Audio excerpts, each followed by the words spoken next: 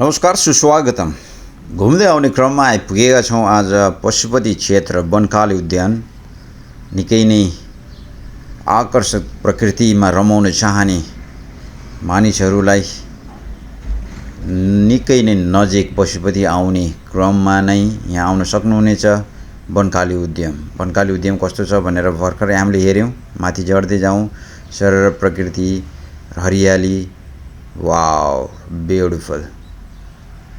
It's like a hidden gem paradise inside Kathmandu Valley. यो ठाउँ कस्तो छ भनेर धेरै मानिसहरूलाई थाहा छैन। यो चाहिँ गौशाला पशुपति क्षेत्रमा रहेको वनकाली उद्यान भनेर चिनिएको छ। करिब 35 रोपनीमा फैलिएको यो क्षेत्रफल हरियाली प्रकृतिमा रमाउन चाहने मानिसहरूलाई छोटो मिठो यात्राको लागि, मेडिटेसनको लागि निकै नै उत्कृष्ट स्थल रहेको छ वनकाली उद्यान। यसरी छोटा छोटा साना साना पुलहरू पनि राखिएको छ जसले यसलाई अझै सिँगारिएको छ। मानिसहरू गर्मी छल्न 2083 साल असाढ महिनाको गर्मी छल्न यहाँ आइरहेका छन्। पहिला कस्तो थियो, अहिले यस्तो भएको छ, बिफोर एन्ड आफ्टर भनेर पनि हेर्न सकिन्छ। This is just because of willpower of someone else, one individual or group of individuals or Kathmandu Pashupati क्षेत्रको willpowerले गर्दाखेरि त्यस्तो ठाउँ यस्तो रूपमा परिणत भएको छ। यसरी करिब 9-10 वटा स्तम्भहरू देख्न सकिन्छ। जता गए पनि हरियै, जता गए पनि मनमोहक लाग्ने, यता पनि क्यामेरा खिचौँ उता पनि फोटो खिचौँ जस्तो लाग्ने। यहाँ आउँदाखेरि क्यामेराको ब्याट्री फुल र मेमोरी एम्प्टी गरेर आउनुपर्ने देखिन्छ।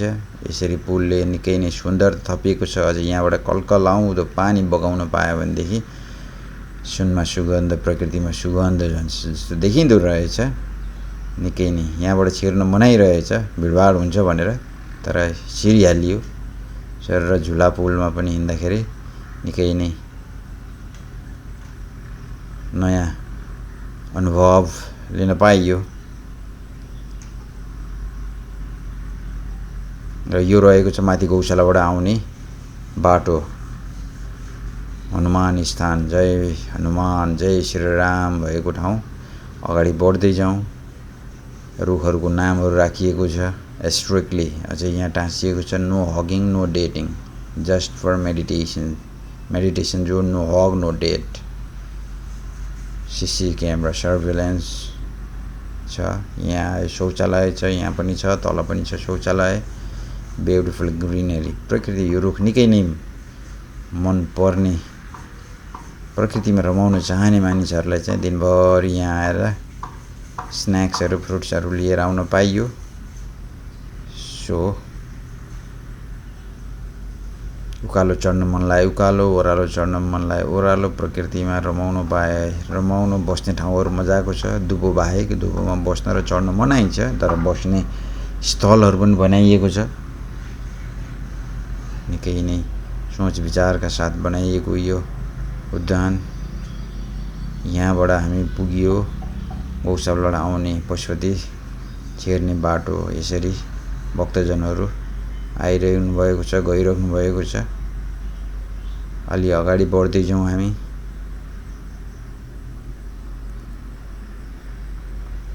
सो यहाँबाट देख्न सकिन्छ, दर्शन गरिन सकिनेछ पशुपतिनाथको गजुर जय शम्भो देखिएको छ। सर लागौँ। काठमाडौँको धुवाँ धुलोबाट हैरान।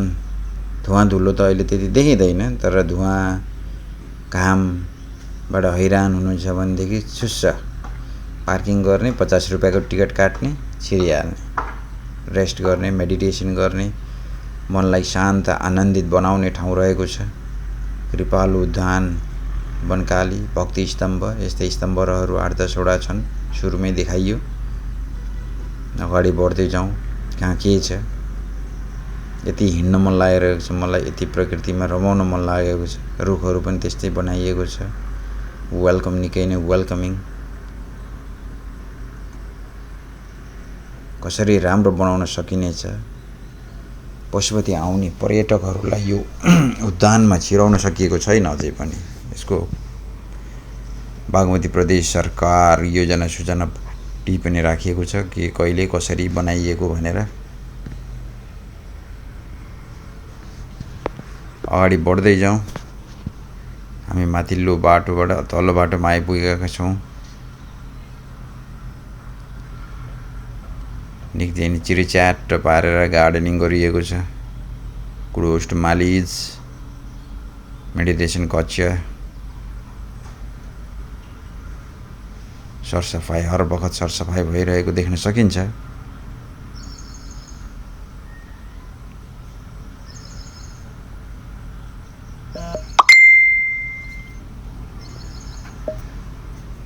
सर अगाडि बढौँ।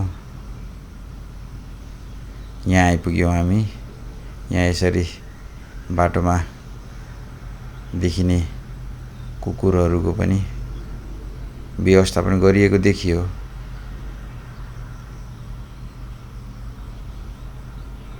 यसरी कुकुरहरू राखिएको देखिन्छ, बाटोको कुकुरहरू होला सायद। हामी तल्लो बाटोनिर आइपुगेका छौँ। सर अगाडि बढ्दै जाउँ। यहाँ पोखरी पनि देख्न सकिन्छ, निकै नै आकर्षक। परिपराउ हरियाली झरिझराउ। 17 फिट गहिरो। सावधान, पानी छुने प्रयास नगर्नु होला। पोखरीमाथि मोबाइल राख्ने प्रयास नगर्नु होला। दुर्घटना जति बेला पनि हुन सक्छ, जसरी पनि हुन सक्छ। So be aware. अवांछित गतिविधि बिल्कुल निषेध गरिएको स्थान। No dating, no hugging, just visiting. अगाडि बढ्दै जाउँ, माथि चढौँ। यहाँ आएर मानिसहरूलाई क्यामेरा नदिने, फोटो खिच्न नपाइने हो भनेदेखि मेडिटेसन गर्न सक्ने मानिसहरूलाई त निकै नै व्यवस्थित हुनेछ। तर फोटो खिच्न नपाइने, भिडियो बनाउन नपाइने हो भने सजाय स्वरूप यहाँ पठाइएको हुन्छ। यो ठाउँमा अझै यो कुलोहरूमा, यो ठाउँहरूमा पानी कलकल आउँदो पानी कलकल कलकल बगेको पानीको आवाज सुन्न पाइयो भनेदेखि मेडिटेसनलाई पनि निकै नै राम्रो हुने, आँखालाई मनलाई पनि निकै आनन्द र स्वच्छ लाग्ने। सो यहाँ आउनु भएको छैन भनेदेखि आउने प्रयास गर्नु होला। पशुपतिको पार्किङको ट्यागको अपोजिट साइडमा वनकाली उद्यान। कुन बार बिदा हुन्छ फोन गरेर सम्पर्क गर्न सक्नुहुनेछ। मात्र रु 50 मा इन्ट्री लिएर दिनभरि समय, आफ्नो समय प्रकृतिसँग रमाउन चाहनुहुन्छ भनेदेखि, प्रकृतिसँग नजिक भएर बस्न चाहनुहुन्छ भनेदेखि, अझै गर्मी छल्न चाहनुहुन्छ भनेदेखि सबैभन्दा बेस्ट ठाउँ रहेको छ वनकाली उद्यान। Thank you for watching. आज 2083 साल असार महिनाको मलमास सकिएपछिको भिडभाड, वर्तमानको भिडभाड रहेको छ पशुपति क्षेत्रमा। पशुपति क्षेत्र घुम्न आउने, दिउँसोमा पशुपति क्षेत्र घुम्न आउने पर्यटकहरूले यो ठाउँमा पनि, यो ठाउँको लागि पनि समय छुट्याउनु होला। अवश्य पनि तपाईको धर्म पशुपतिनाथमा धर्म सँगसँगै प्रकृतिमा रमाउने चाहना पनि पुरा हुने गर्दछ। कतिलाई यो ठाउँको बारेमा थाहा छैन।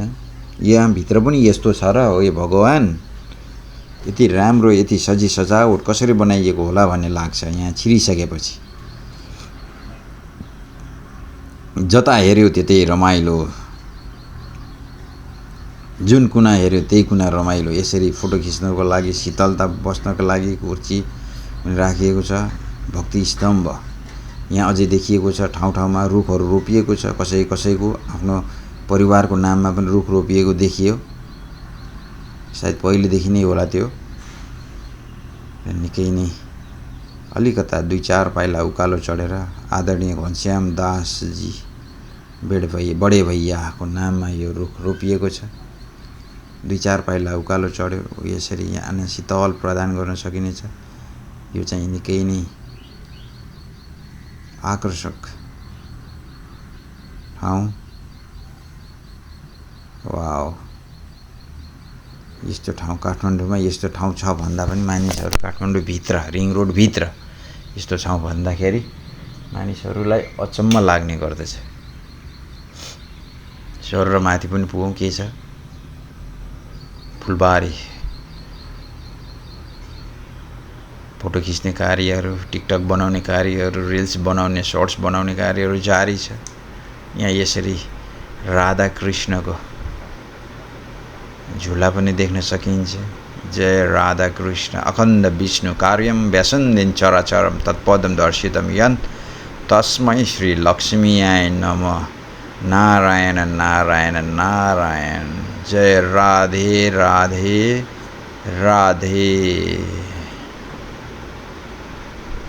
अगाडि बढौँ।